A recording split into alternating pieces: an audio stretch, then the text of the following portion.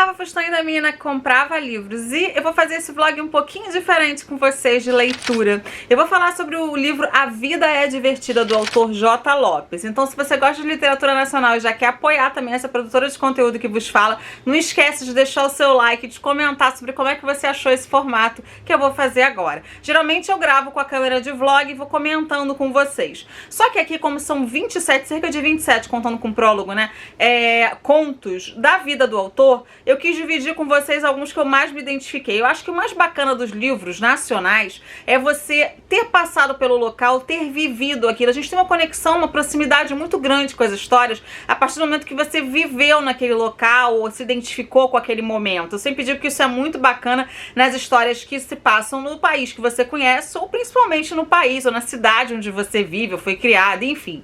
Aqui nessa história, nesse livro, eu só li os primeiros, tá? Então eu vou comentar sobre alguns aqui com vocês. E uma coisa que eu achei muito bacana desse A Vida é Divertida, histórias que a vida conta, é que o J. Lopes já começa no início colocando assim, ó. Vou mostrar pra vocês, que eu sempre gosto de mostrar como é dentro também, ó. Tem uma diagramação muito bonitinha, aqui, ó, que é parecido. E o primeiro, que é o prólogo, Nasce um Escritor. Vocês vão ver que eu já coloquei até da corzinha aqui. Eu adoro colocar essas marcações, né, com os meus favoritos. E esse Nasce um Escritor, gente, na verdade, eu me identifiquei demais, porque quando é que nasce um escritor, né? Quando é que você diz assim, não, ó, quero ser escritor? Você acha que desde que você ouve aquelas histórias do tipo, nossa, mas desde a minha infância que eu queria ser escritor. Só que isso não rolou comigo. E também não aconteceu com ele. Ele já tinha uma carreira sólida em outra área que não tinha nada a ver com a escrita, só que as histórias que ele contava eram tão interessantes, tanto para a família quanto para os amigos, que todo mundo dizia para ele, por que você não escreve um livro? Por que você não transforma essas histórias em um livro? Inclusive a própria filha dele. Eu também ouvi muito isso quando eu lancei meu primeiro livro, o Livro da Menina, quando eu tive o convite da Babilônia, porque as histórias que eu contava nos eventos, ou aqui mesmo para vocês, as pessoas riam dessas histórias ou achavam interessantes. E histórias interessantes do cotidiano, principalmente as que não são ficcionais, as que a gente, né, aconteceu na vida da gente, a gente viveu aquilo, presenciou, elas são extremamente interessantes. Eu, pelo menos, sempre amo trazer pra vocês aqui biografias, enfim, artigos, coisas, histórias, né, de filmes e séries que as pessoas realmente viveram aquilo. Quando a gente fala assim, nossa, mas é baseado em fatos reais, já não brilha o olho do tipo assim, caramba, isso aconteceu, eu preciso saber. Eu sei que a gente curte muito. Esse, então, ele vai contar pra gente, o autor, como é que ele pensou em ser escritor e o que ele descobriu sendo escritor. Como os contos são curtos, eu não vou dar spoiler das histórias, mas uma das coisas que eu achei bacana nesse primeiro, por exemplo, no prólogo, é que ele fala como ele percebeu que ele achava que ele sabia a língua portuguesa, mas na verdade a gente não sabe. Isso acontece muito comigo também. Quando você vai escrever e você passa por uma revisão, você percebe o quanto você não sabe como é que escreve o porquê no início, no fim da frase, se tem acento circunflexo, se não tem, a divisão das palavras, o tempo, enfim. Tem várias coisas que a gente aprende conforme a gente vai escrevendo. E a escrita, gente, é um exercício diário, ou pelo menos mensal para algumas pessoas que têm menos tempo, porque quanto mais você escreve, mais você revisa seus próprios textos com alguém que é especialista em língua portuguesa, revisor de verdade, sempre todos os livros precisam de um revisor, seja ele em formato independente para publicar na Abas, ou seja, ele de editora, que aí vai ter um revisor de verdade, vai passar por várias mãos.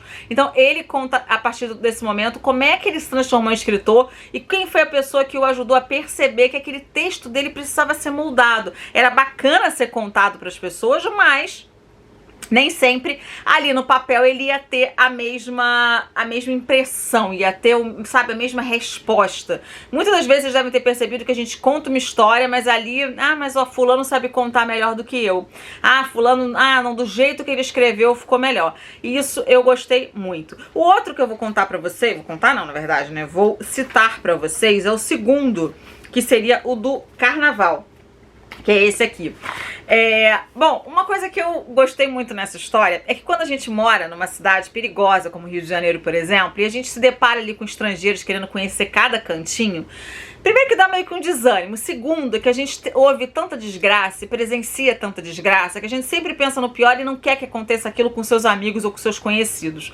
Ele conta uma história muito interessante sobre como a gente viver naquele local que é perigoso faz com que a gente tenha mais medo do que as pessoas de fora que escutam essas das histórias e que a gente acaba deixando de viver alguns momentos exatamente porque esse medo bloqueia a gente. Eu vivi isso recentemente em Salvador, onde uns motoristas de Uber super simpáticos queriam explicar pra gente, olha, não vai nisso, não vai naquilo. A gente acabou indo, tomando os cuidados necessários, é claro que são importantes, mas a gente deixaria de viver aquele momento. Então isso também é bem bacana nessa história. Eu vou trazer mais pra vocês na próxima e vou contar pra vocês também no próximo vídeo quais são os outros meus favoritos desse livro aqui.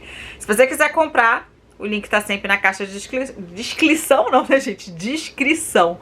É isso. Até o próximo vlogzinho, pessoal. Oi, gente, vamos pro segundo dia aqui falando e já vamos finalizar sobre o livro A Vida é Divertida.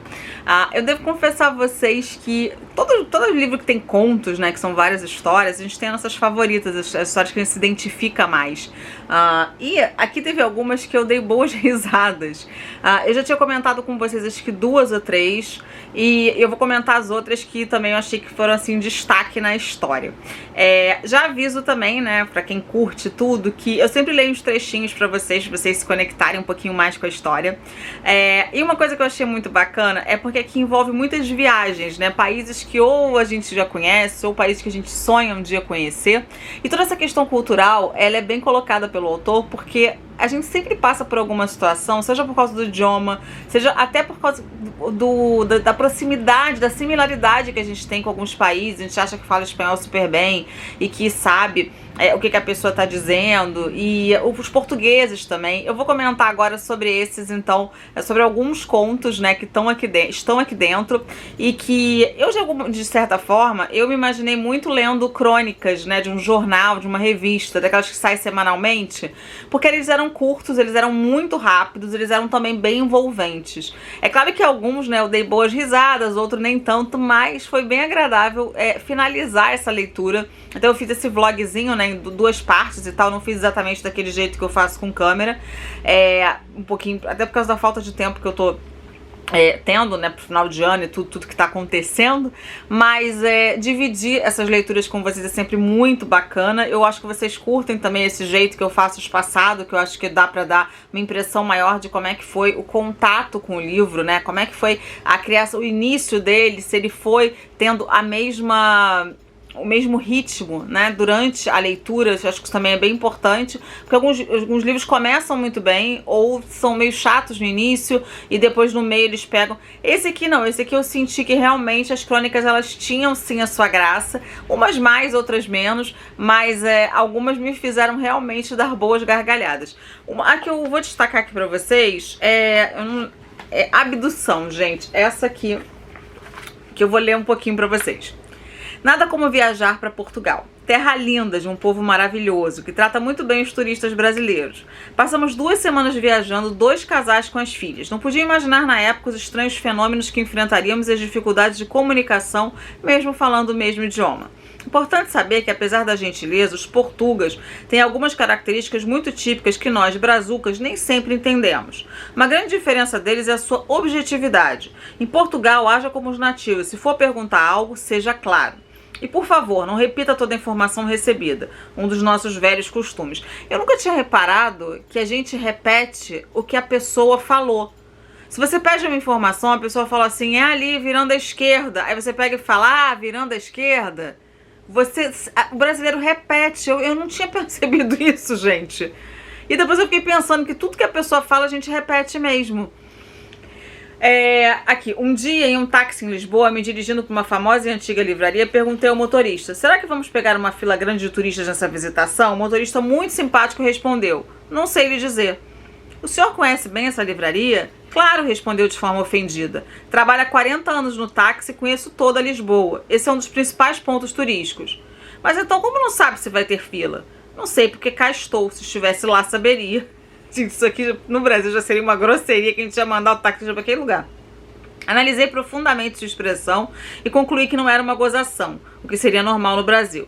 A pergunta só fora mal formulada. Sempre gostei de desafios, por isso elaborei um novo questionamento. Com a sua experiência de 40 anos no táxi, considerando que hoje é uma quinta-feira de verão em Lisboa e já é quase meio-dia, você acredita que quando chegarmos lá haverá fila para entrar?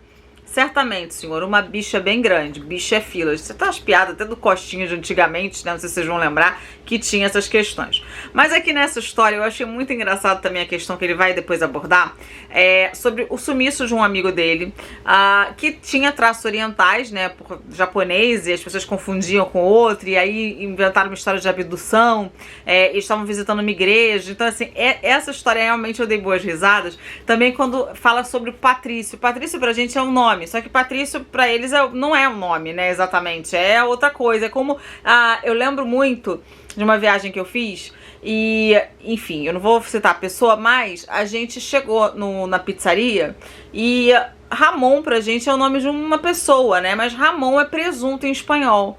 E o cara pegou e falou Ramon, era porque eu queria saber se queria o negócio de Ramon, e a pessoa falou o nome dela pro cara. E eu sempre lembro disso e rio muito, porque tem essas pegadinhas, ainda mais português de Portugal, que a gente acha que a gente é fluente. E realmente a gente não é, se a gente não mora lá, as palavras são muito diferentes da nossa. Eu também ri muito com uma que ele conta sobre o dente dele ter caído prestes a uma viagem que ele precisava fazer. E acho que no ano de 2009, quando o Brasil tava naquele ápice, assim, que todo mundo falava bem do Brasil, o Brasil era aparecer na capa de tudo que é lugar. Essa história eu também dei boas risadas. E pra falar da nossa amada Turquia, que eu comento muito aqui no canal, tem banho turco. A gente que assiste as novelas da Turquia, a gente sabe como são os banhos turcos, né? Mas pra ele que era um turista na Turquia pela primeira vez e tudo, ele não imaginava. Pros homens brasileiros, na verdade, as massagens são sempre com mulheres. As massagens são sempre, né? Enfim, você tira um pouco ali da roupa, mas não toda. Só que os banhos turcos, eles colocam tipo umas fraldas nos caras. Ali não pode entrar mulher.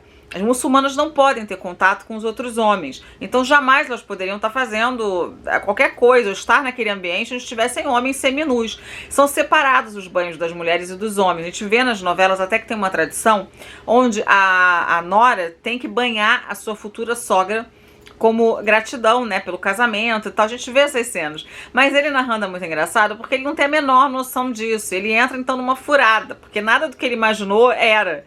Enfim, é bem bacana essa história também. Bom, tem diversas outras histórias, eu não vou comentar sobre todas, vou ficar aqui até amanhã, porque são muitas e muitas histórias. Mas outra que também que eu achei de destaque também foi uma que... Tem duas que, se não me engano, que são em Tóquio. E numa delas... eu me encantei muito com a parte cultural, porque eu gosto muito dessa questão da gente descobrir como são os costumes dos outros países, né? Em Tóquio, por exemplo, a gente sabe que esses japoneses são extremamente educados, eles são, sabe, eles não aceitam gorjeta, tudo isso eu já sabia.